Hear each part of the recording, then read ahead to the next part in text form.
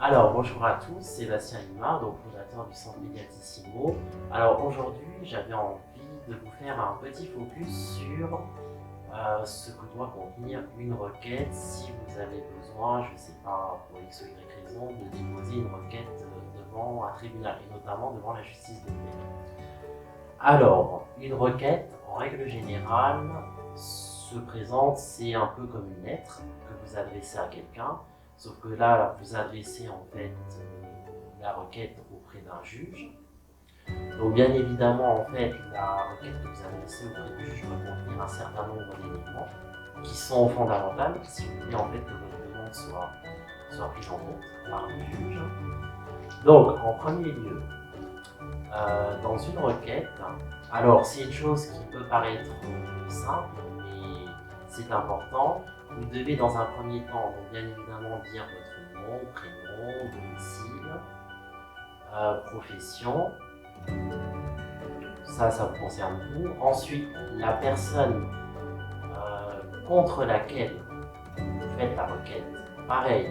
Et ça, c'est très important. Vous devez indiquer le nom, prénom, domicile, la profession. Alors, si vous ne connaissez pas la profession de la personne, il y a un terme que vous mettez souvent, vous mettez, c'est un terme très simple, c'est sans état connu. Voilà. Donc, une fois que vous avez indiqué ces différents éléments qui permettent d'identifier en fait les parties, à savoir vous-même et la personne contre qui vous faites la demande. Ensuite, très important, vous détaillez les faits à l'origine du problème.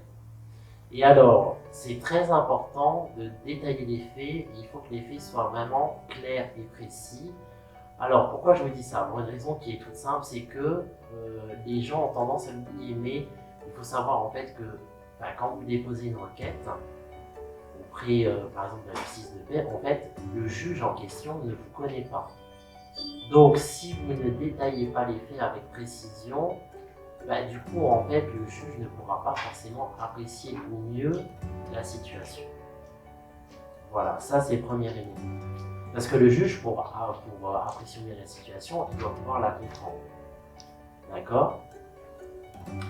Ensuite, une fois que vous avez indiqué les faits, très important, vous devez indiquer avec précision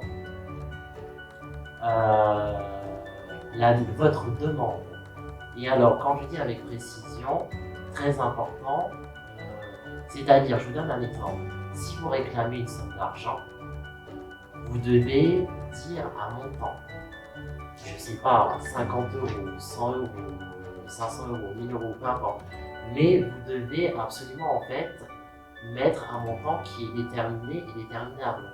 Pourquoi? Parce que le juge en fait est lié par rapport à ce que vous écrivez dans la requête. Un juge ne statue que par rapport à ce qu'il y a dans la requête. Donc tout ce que vous ne demandez pas, tout ce que vous ne mettez pas dans la requête ne sera pas analysé par le juge. Et la demande doit être déterminée et déterminable. Si la juge n'est pas en capacité de déterminer la demande à ce qu'elle soit déterminée aussi bien sur le principe et déterminable par rapport au montant, le juge ne peut pas vraiment apprécier. Donc c'est très important d'être précis au niveau de la demande. Ensuite, il faut indiquer la base. Mais alors la base, c'est très sommaire. Je vous donne un exemple, je ne sais pas. Vous pouvez indiquer par exemple comme base les choses classiques. Sur base de la... Si à la base du problème, il y a un contrat. Sur base de la responsabilité contractuelle. Sans contrat, sur base de la responsabilité délictuelle. Voilà, par exemple. Ce sont des choses très simples. Vous n'êtes pas obligé de détailler ce point-là.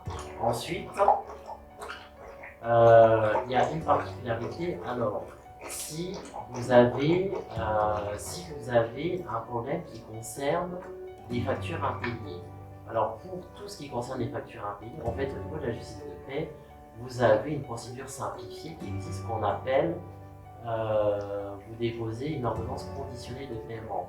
Et pour ça, en fait, vous avez des formulaires. Vous avez des formulaires qui sont pré-remplis déjà, donc vous pouvez les avoir. Voilà. Ensuite, très important, pareil, dans la requête,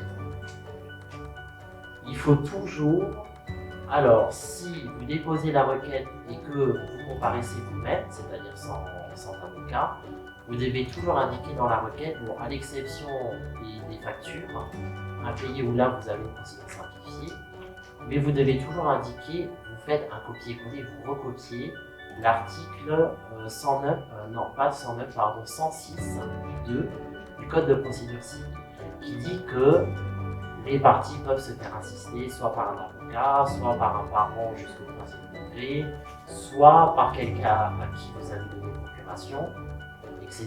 etc. C'est très important de le mettre parce que si vous ne le mettez pas, la requête, votre requête peut être rejetée par le juge. Alors ça, c'est un point important.